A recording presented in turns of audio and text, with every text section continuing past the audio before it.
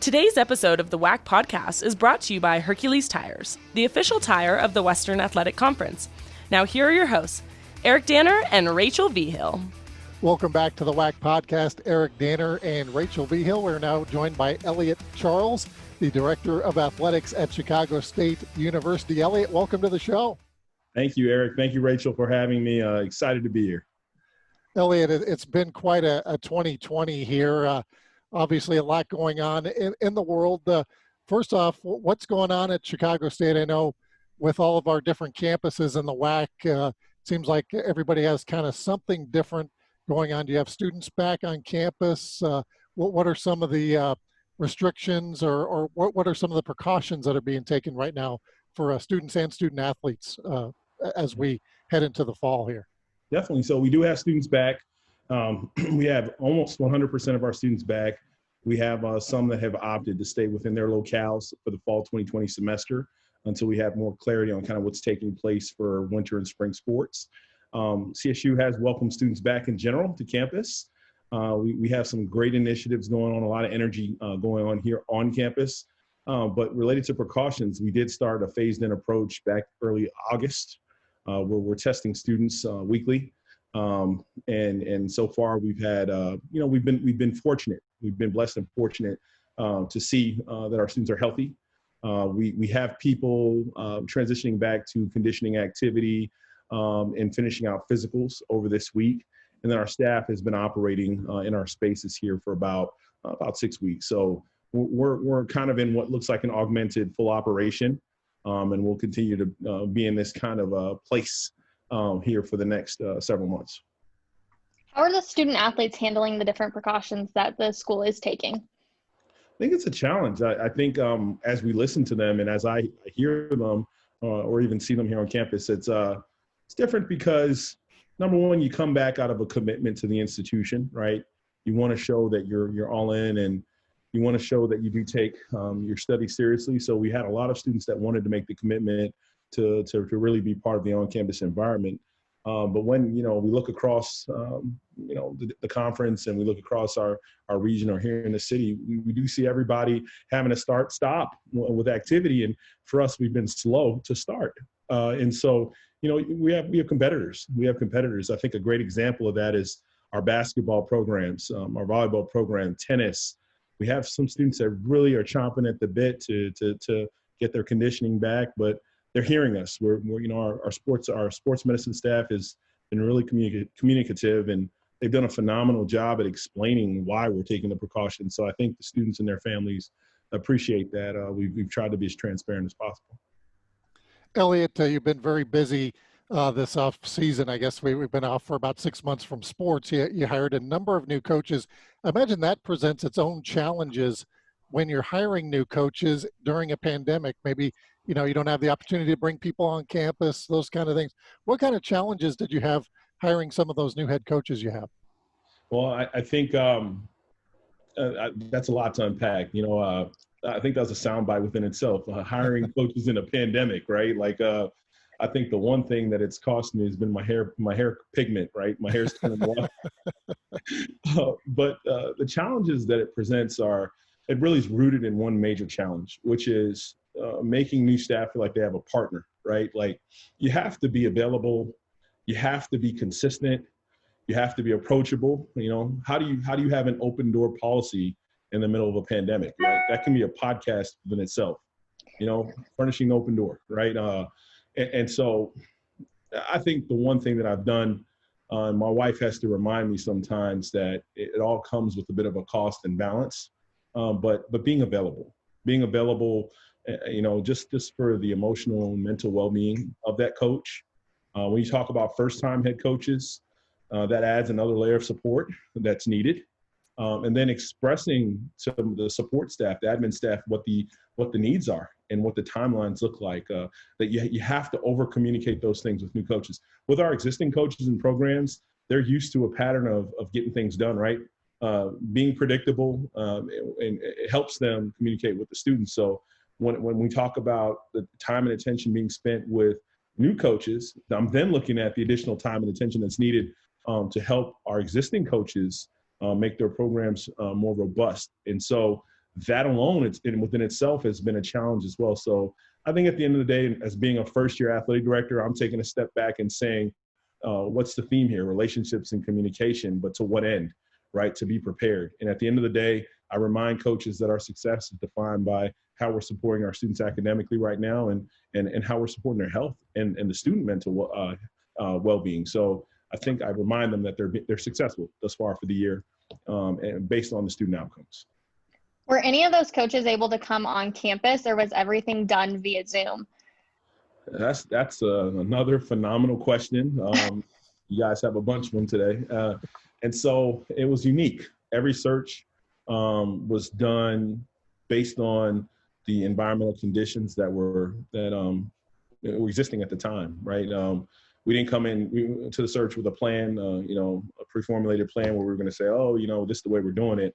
I think we afforded a couple of the coaches an opportunity to come visit during the process. One or two couldn't. One was local. And so one had already seen the facilities, knew what they were getting into. So at the end of the day, the majority of it was handled virtually. And I just hope, for the viability of all athletic programs in the future, that we look at how that was done. And it's not ideal. And so, I do think it was fortunate that we were able to do it. I just know that it's not the ideal way to get it done. So yeah, they were virtual for the most part. We're talking with Elliott Charles, Director of Athletics at Chicago State University. One of those new coaches you brought in, Trevor Banks, to start a program from scratch, men's soccer at Chicago State. What is it about men's soccer that you thought was a good fit for Chicago State, and also bringing in Coach Banks? What made you think he's the man to start this program? Well, you said starting a program from scratch, right? So I was that kid where I got to experience me and my many cousins. My dad was one of 12 kids. My grandmother making scratch recipes on Saturday morning, right? And every grandkid had their role. My one cousin, his role was to stir the juice for all of us to drink while we were kneading bread. It's funny when you think back at it. And so I would liken this situation, starting a program from scratch, to my grandmother's recipes, because actually we restarted men's soccer here, right?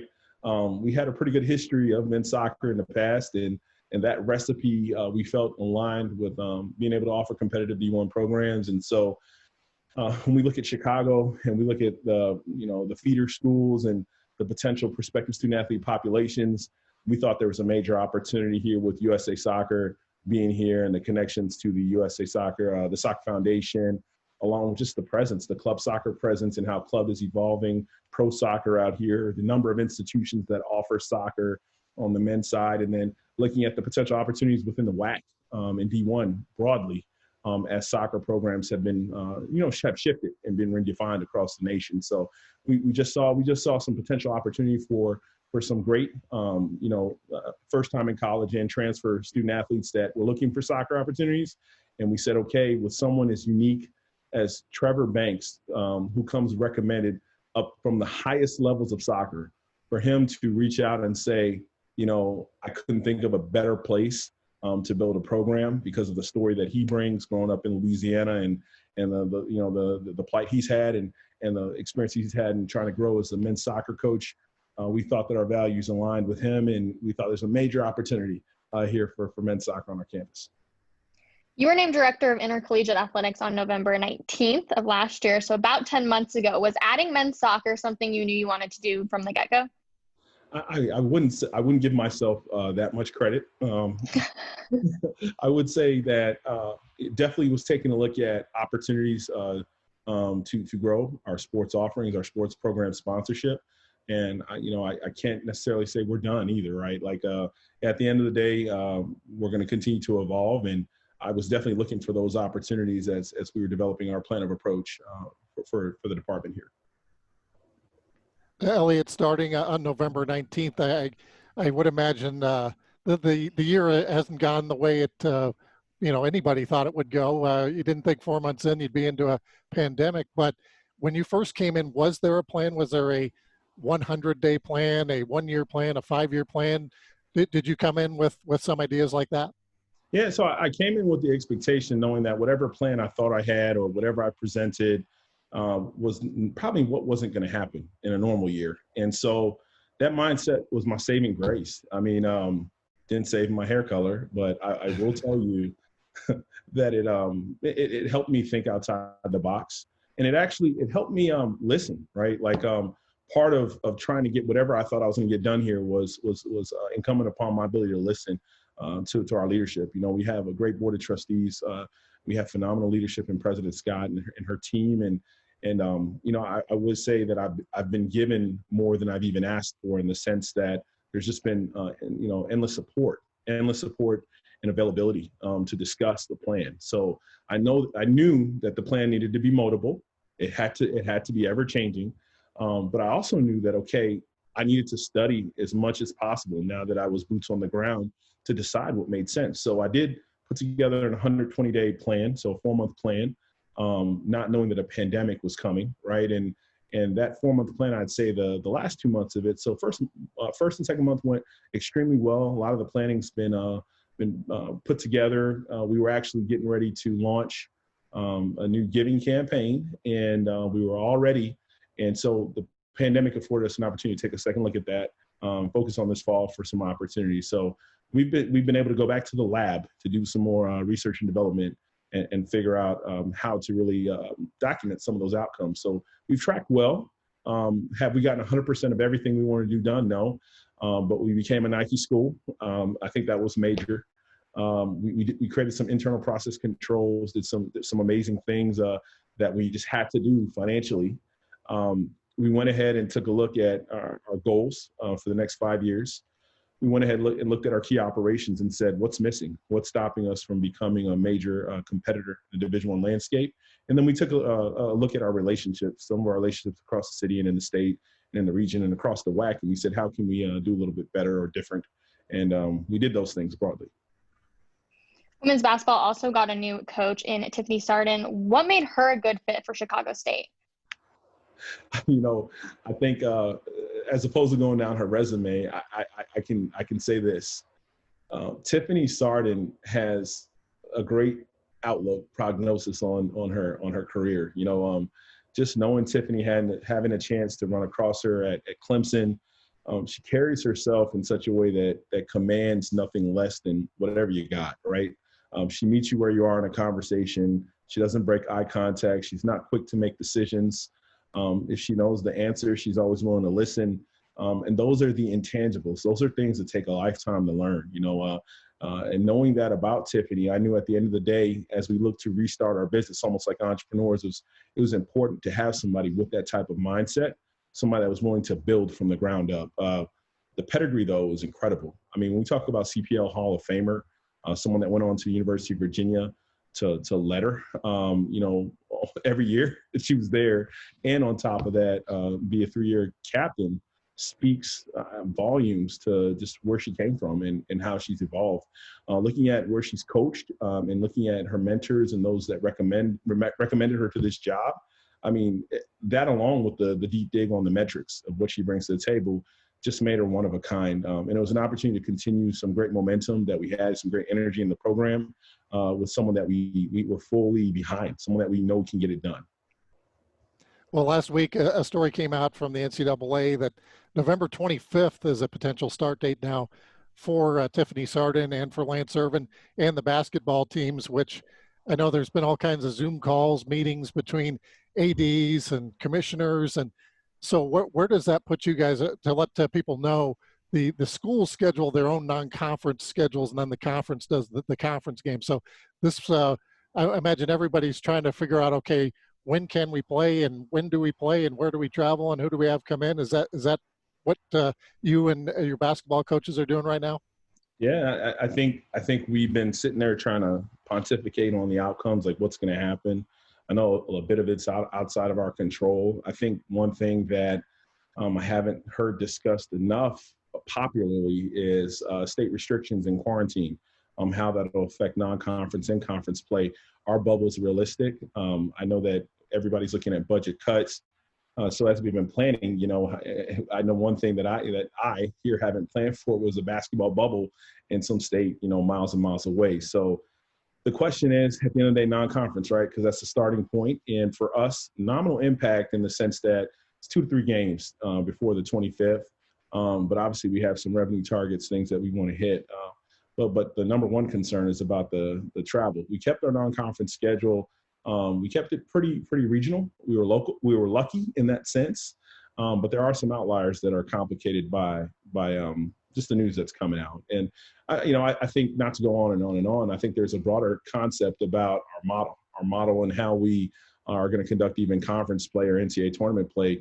I think this is a great year to try something new and different. And maybe there's an opportunity to look at regional partnership amongst conferences to execute conference tournaments, conference play in the maybe first couple rounds of the NCAA tournament in more of a regional approach, similar to what you see in other sports, Olympic sports in the NCAA. Can you give us a little sneak peek of what the men's and women's basketball teams are looking like for the season? Oh, sneak peek. So Lance Irvin did a phenomenal job in the offseason and bringing in some talent. We do have some really athletic players that have joined our squad. We're super excited about that. Our guard play should be super dynamic, but, I don't want to steal Lance's thunder. We obviously haven't released our schedule yet, but some great games that we are going to help our fans get to, right? We're going to create some awesome opportunities for them to watch and engage in those games. And on the women's side, we have some phenomenal signees that have joined us. We have a brand new staff. And so it's looking like we're going to have really dynamic and athletic play. And I feel very confident that there'll be an uptick in the excitement around the programs for this season. We're talking with Elliott Charles, Director of Athletics, Chicago State University. Elliott, you recently tweeted about the passing of legendary basketball coach John Thompson, and also mentioned you went to his camp. So what kind of an impact did Coach Thompson have on your life? Oh, well, I would say, so I was an AAU basketball player, played high school ball at Tampa Catholic and Tampa Prep down in Tampa, Florida growing up.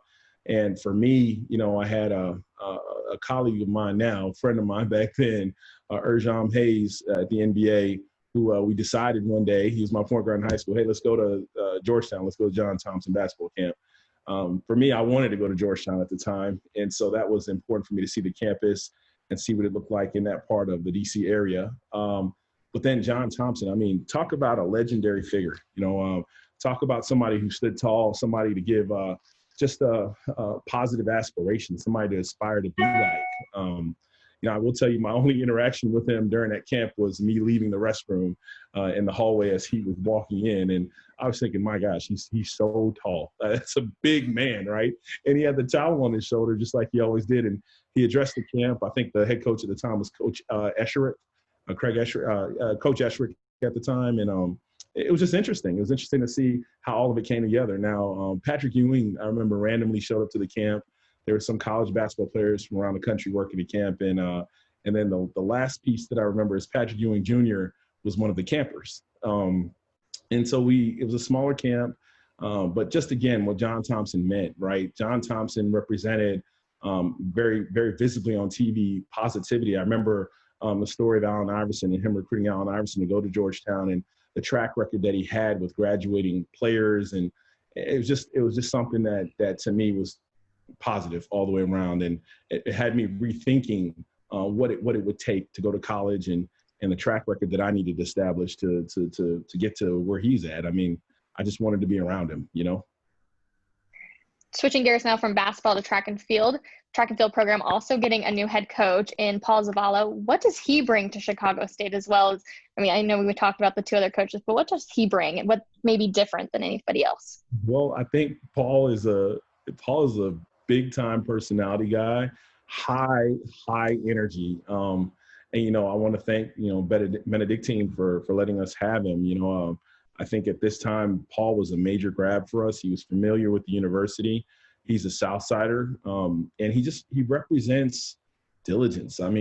Paul is just a ball of energy and he's going to get it done. You point him in a direction and he'll knock two walls out. I just think that he came in with a plan on how to continue some of the successes that were left here by Coach Collins. And he's done a great job so far in continuing it. He's commanded the respect of his colleagues and the team, and he's doing a phenomenal job. I don't know what else to say about him. It's just like, you got to see him in action. He's great. He's phenomenal. The last coach he hired, I believe, was Tony Trifonov from for your volleyball team. With these new coaches, Elliott, is there a common trait maybe between all of them that you think will get Chicago State pointed in the right direction? Yeah, I think they look inward first. They look inward first to lead, and you always hear about their introspection before you hear about their needs. So you actually have a glimpse at their vision of what they're trying to get done. I think the phenomenal thing about all four of those coaches that are new is that they're also very open-minded. They're not overly committed to one way of doing things. So I just think at the end of the day, you kind of need that hard hat approach, doing what it takes to get it done, but in a collaborative way, knowing that, they know they can't get it done on their own, and that they want their efforts to be amplified through partnership. So I think at the end of the day, they're all here to work together to really get the end game accomplished. They all think they can win here, right? Like, I should have started with that. They all think they can win here, and that's the key thread upon all of them. Well, Elliott, thank you so much for hanging out with us and taking some time out of your busy day. I'm sure your schedule's pretty full, so thank you so much. I appreciate it. I guess we're all just running around trying to figure this thing out. I know you guys do as well, so I definitely appreciate taking the time with you guys today. It was pretty amazing. That is Elliott Charles, Director of Athletics at Chicago State University. When we come back, we're going to have Rachel's interview with Gia Pack this week, right, from New Mexico State, now playing overseas. You're listening to the WAC Podcast. Thanks for listening to the WAC Podcast. Make sure to follow us on Facebook, Instagram, Twitter, and YouTube. And check out our website at wacsports.com.